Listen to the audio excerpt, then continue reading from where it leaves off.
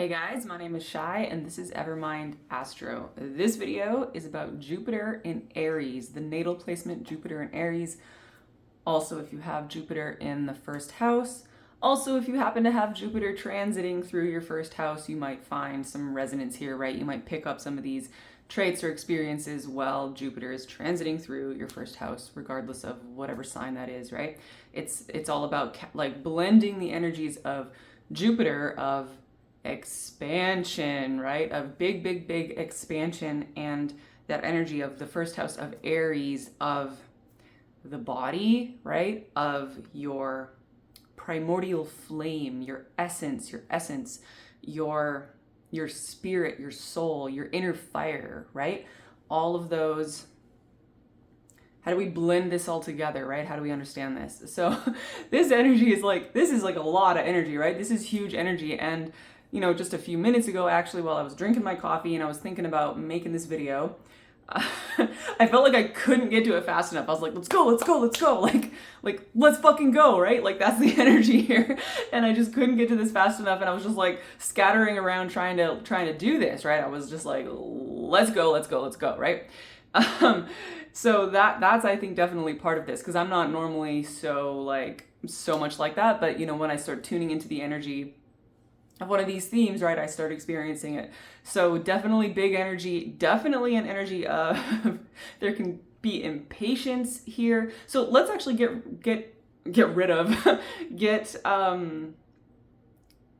let's address some of the lower frequency energies here first, just to kind of set them aside and put them out of the way. Because I actually have a little bit of a pet peeve. I mean, it's a pretty big pet peeve with the way most people on the internet seem to talk about Aries. They always just talk about how it's anger and warfare and kind of like all of that nasty stuff, right? And there's so much more to Aries than that. I mean, that stuff isn't wrong. It is there. It is part of Aries, but it's like the lowest vibing Aries, right? So yeah, with Jupiter in Aries, or the first house, you could be really impatient. Aries energy makes me incredibly impatient. It's like, let's go right now, right? Aries is not about waiting. And that's really a strength, right? Sometimes you really need that. Sometimes, like, if we've had too much, I don't know, like just Pisces energy going around, too much of that Neptunian, Piscean, that can really stagnate and nothing can ever move. And then you need Aries to come along to like light a fire under everyone's ass, right? So we really do need that. This is a very important thing about Aries. But if you're experiencing this in an unpleasant way with Jupiter in Aries, right, you could experience kind of overblown frustration, overblown impatience. I'm kind of like conflating impatience and frustration, but for me, that's how it feels, right? You get you get frustrated, you get impatient, and it all kind of rolls together, and then that makes you angry, and then you're like, right? It's really like, ugh. And I'm assuming if you have this placement in your natal chart, right, if this is a natural energy to you, because I don't have this placement, you probably are better at dealing with this than I am, right? But if something triggers it, right, or if you have it really afflicted in your chart with, I don't know, something like, imagine if you had a T-square with your Jupiter with Saturn and Mars, and that was all like lit up and it was all just like really kind of challenged, there would be massive rewards and benefits to be reaped there, right? But it would be kind of challenging, right? You could struggle with frustration and impatience. It can feel like everybody else is like so slow, right? It can be feeling like moving underwater. Like when you look around, like it's like the whole the whole world's trying to slow you down. Everyone else is so slow. Why can't people get on your level? Why can't people go as fast as you? Why aren't people as bright and as explosive and expansive as you, right? So Jupiter in Aries of the first can highlight some of those challenges for you, right? But that's fine. That's every placement has a challenge. And this is also, people talk about Jupiter as if it is only this benevolent, gift-giving planet. I mean, it is that, but honestly, Jupiter brings its fair share of challenges. If we look at the planets in a completely neutral way, I would even say like Saturn and Jupiter. Saturn is normally seen as this big bad planet, and Jupiter is seen as this beautiful gift-giving planet. I would say they both have their lessons. They both do their teaching. They both and when you like complete their quests, they both give rewards. So honestly, I see them as kind of the same. And Jupiter, with its pressure to expand, that can bring its own challenges, right? It can bring its own challenges. And when Jupiter really pushes you to expand too far, there can be side effects that maybe you don't want. Like Jupiter and Aries in the first house, especially in the first house, you could have like weight gain, right? Because you could just be gathering things to you, right? You can be gathering things to you. You can be gathering food to you. You can be gathering stuff to you. You could be gathering people to you, right? You could be absorbing.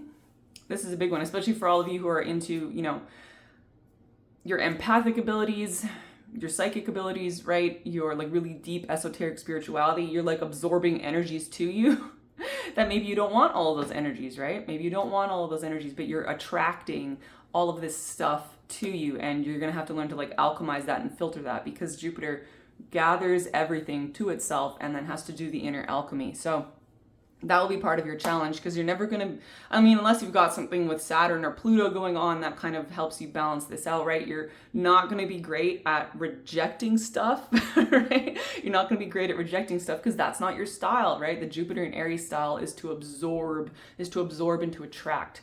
So you're going to want to like learn to use the energy that you have attracted to you. How to use it, how to use all of this energy.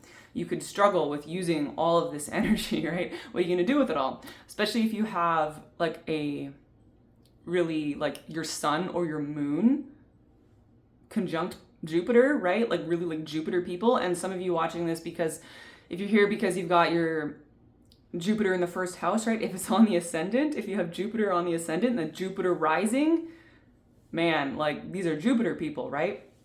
Jupiter people attract all of this stuff, and you have to learn what to do with all of this energy once you've brought it into yourself. And that is a big challenge, right? You got to do something with it. Okay, so that's kind of the lower, more kind of challenging, the lessons of Jupiter, right? I want to talk about the expansiveness of Jupiter, right? The expansiveness of Jupiter. How do you, with Jupiter in Aries or Jupiter in the first, how do you experience expansion? How do you experience that Jupiter expansion? There's definitely going to be an emphasis here of experiencing it through your body, right? And through the self, through the body and through the self. I don't like to boil down Aries too much to just the body, because it's also the self, the soul, the flame, your primordial flame or primordial fire, right? So self-expansion, right? Self-expansion. This is where other people might sometimes look at you and accuse you of being self-centered, right? That type of stuff. And that's not really what it is, right? That's not really what it is. It's that in your soul, part of your soul's blueprint is to evolve yourself, is to expand yourself, is to go beyond what has been experienced before, and it is to become many things, right? You could be challenged to have your fingers in very, very many pies, right? To wear many hats, to be almost like to be an entire collective inside of your own body, to have just to be a multitude, right? It is this like, I just keep swirling my hands around, because you have this gravitas, right? You have this gravitas, you have this gravity about you, and you're attracting all of this energy to you. And then hopefully you'll be using all of that energy you're attracting to aid in your own self-expansion. And just depending on you, right? Depending on other placements in your chart, depending on your personality, depending on what you like, right? You're going to be using that energy of self-expansion in different ways. Some of you, like, it could be interpersonal, right? It could be social. You could have a lot of friends. This isn't everybody, right? If you're watching this going like, oh, I have this placement and I don't have any friends, that's that's fine, right? Because it's going to be different for everybody. I'm just going to throw out some examples, right? For some people, it could be a very social placement. You could have like a huge social circle, a huge family, maybe tons of kids, right? You could have a lot of romantic partners, right? You could have a lot of romantic partners. That could be one way this manifests, right? You could go really, really big with your career, right? You could want to build an empire, especially if you've got like your sun or your moon or your ascendant conjunct Jupiter, right? That is like royal energy. That is the energy of empire. Those are very special placements, right? I mean, even if you got Mars and Venus, like anything going on conjunct your Jupiter, that makes this energy huge, right? You could have permanent wanderlust, right? You could just want to travel. You could be deeply spiritual, like transcendent spirituality, always going beyond what has been done before, right? If this is like, for some of you, this could be a very internal thing, because the Jupiter itself doesn't really limit you to any one area, right? This could become very internal, and it could be about you traveling inside of your imagination. It could be about you exploring the universe, astral travel, right? Inside of your own inner experience. And this could be all internal. You could be really lost in fantasy. You could be a fantasy writer, right? You could love anime and just like lose yourself in those other worlds, right? It's how do you explore, how do you expand yourself through your body, right? Yeah, maybe some of you are like really into sports, really athletic, right? It can go that way. But whatever this is, however this plays out, this is how you expand. And for you guys, being like limited would be an incredibly challenging experience, right? I mean, nobody likes to be limited, but you know, if you have like heavy Virgo or like a really significant placement with Saturn, right? Those are energies that are more about limitation, and they understand the virtues and benefits of limitation. So there definitely are people out there who like to keep things small and trimmed and limited because that's how they thrive, right? And that's how they grow, actually, through limitation. But if you're a Jupiter person, you know, Jupiter in Aries, Jupiter in the first house, right? You're not a person of limitation, and this is important, actually, right? You might have like Virgos or Saturn type of people kind of telling you, you know, to limit yourself more, to work through your limitations. They might tell you to eat healthier, right? Stop eating all that pizza, right? Stop binge drinking all that beer. And of course, not all of you do that, right?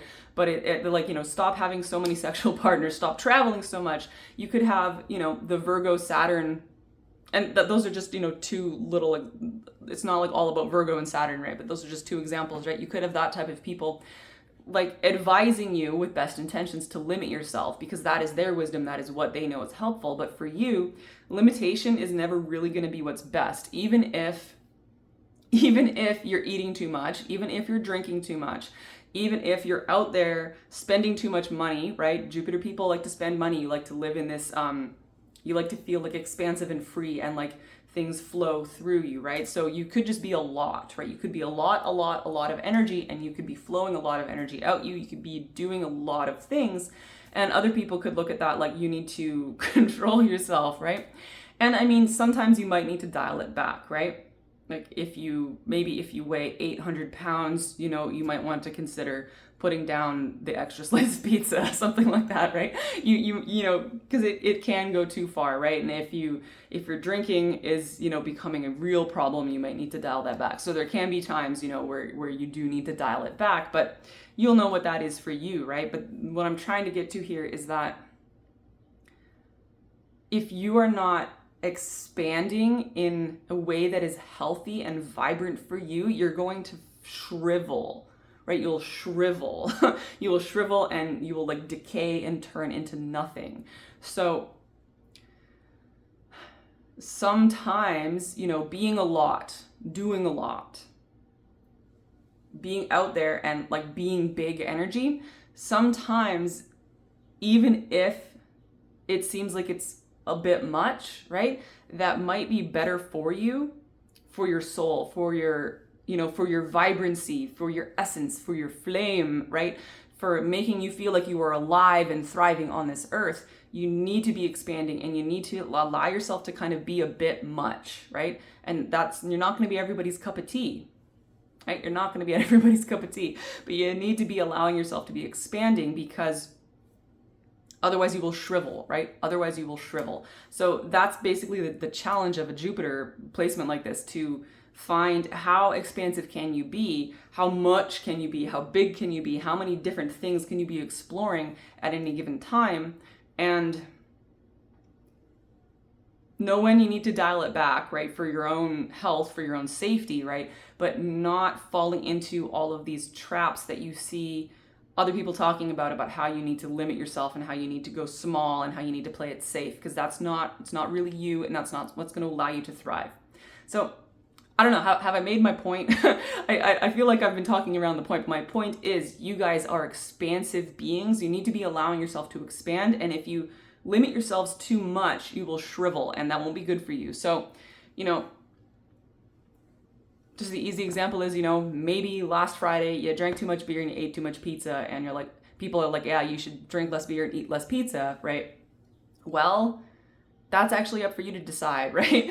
Maybe kind of overdoing it sometimes and being a bit much sometimes, maybe that is what you need to thrive, and maybe taking on a little bit of damage, like a hangover the next day, or maybe you weigh a little bit more than you would kind of prefer, but maybe that is what makes you feel alive. Maybe that is what makes you feel like you're thriving. And you have to kind of judge for yourself. If you limited yourself, if you dialed yourself back too much, would you just shrivel and just your light would go out, right?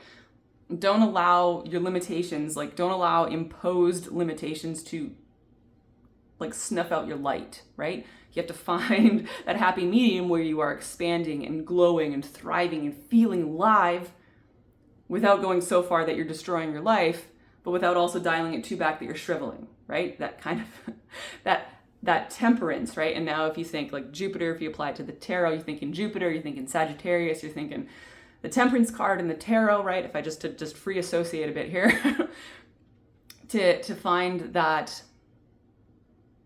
that would be a really high frequency version of this placement, right? Jupiter in Aries or Jupiter in the first, to find that tempered state where you are expansive and transcendent and free, but you are also, I don't know the word, it's tempered. That's the word. That's the best word I can give you. It's finding that happy medium, finding that container that is big enough for you, that does contain you, but that doesn't overly constrict you. So that's what I got. Jupiter and Aries. Love this energy.